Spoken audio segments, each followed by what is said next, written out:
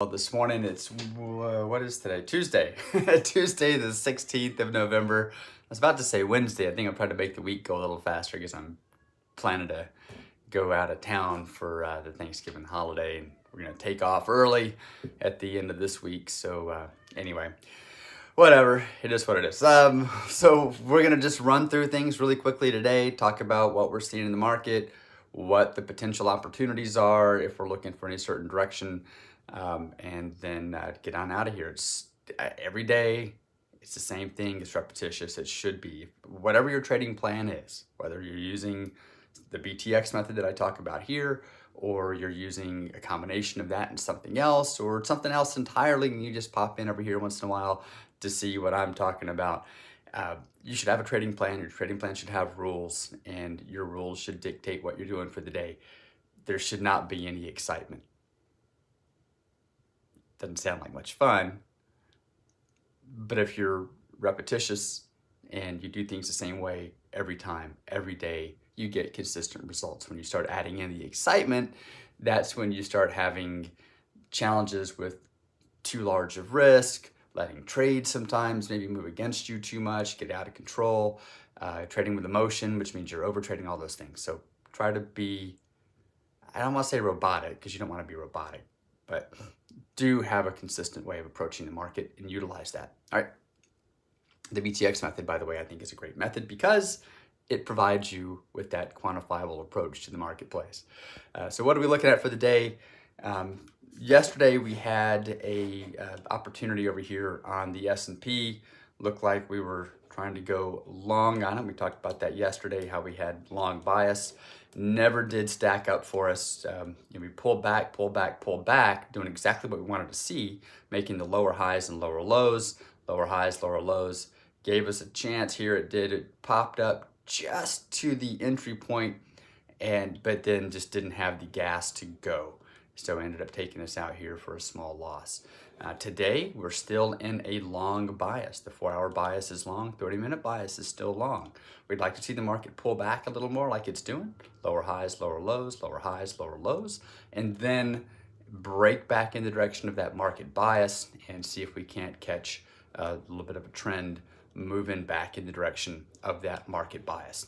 If it just starts selling off today, like it did yesterday, maybe it never looks back.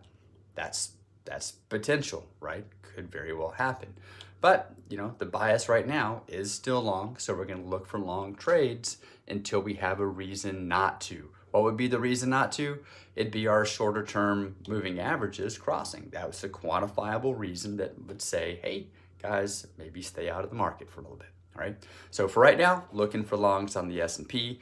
We're looking for nothing on gold because we have black gold, I guess it would be crude. We have a mixed bias. 4-hour bias is short, 30-minute bias is long. So we have a mixed bias here. So that's telling us, hey, we don't know what's going on. Let's just stay away until the market figures itself out, and then we can take action once we have a definitive trend, right? So we'll see what happens there.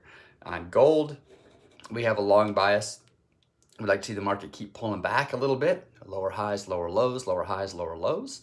And then if it breaks back in the direction of its market bias, we'll see if we can't catch that and run. I think we could potentially see 1900 here if we get a good break and some momentum behind this next push. So, but until then, you got to trade what it says. Wait for it to pull back. If we get a good break back in the direction of that market bias, then we'll be in, we'll be trading, we'll be on with it, all right? Keep it simple. Don't have to get crazy or do anything with it.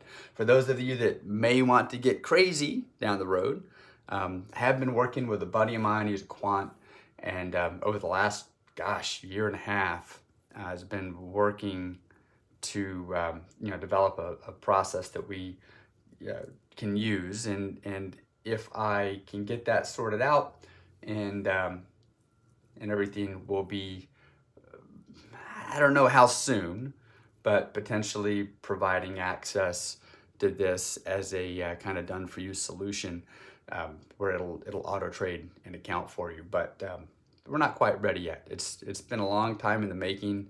It's showing great results. I have not started trading it live yet.